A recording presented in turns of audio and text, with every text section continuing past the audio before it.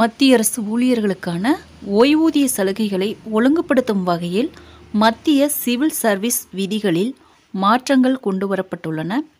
September 2ஆம் தேதி ஓய்வூதியம் மற்றும் ஓய்வூதியர்கள் நலத்துறை அரசிதழில் வெளியிட்டுள்ள விதிகளின்படி 20 ஆண்டுகள் அல்லது அதற்கு மேற்பட்ட சேவை செய்த பிறகு விருப்ப ஓய்வு பெறும் மத்திய அரசு ஊழியர்கள் விகிதாச்சார அடிப்படையில் உறுதியளிக்கப்பட்ட ஓய்வூதியம் பெற தகுதி பெறுகின்றனர்.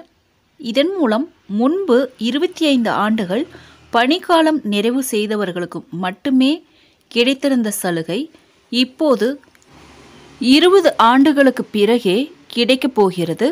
ஓய்வு பெறும் நாளில் பணியாற்றிய ஆண்டுகளை அடிப்படையாக கொண்டு கணக்கிடப்பட்ட தொகை ஊழியருக்கு உறுதியான ஓய்வூதியமாக வழங்கப்படும்.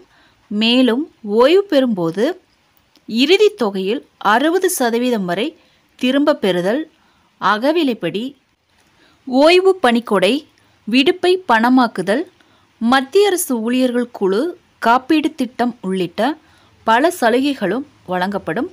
விருப்ப ஓய்வு பெற்ற பிறகு உறுதியளிக்கப்பட்ட ஓய்வூதியம் பெறுவதற்கு முன்பே சந்தாதாரர் உயிரிழந்தால் சட்டப்பூர்வமாக திருமணம் செய்த கணவர் அல்லது மனைவிக்கு குடும்ப ஓய்வூதியம் வழங்கப்படும் என்றும் அமைச்சகம் அறிவித்துள்ளது.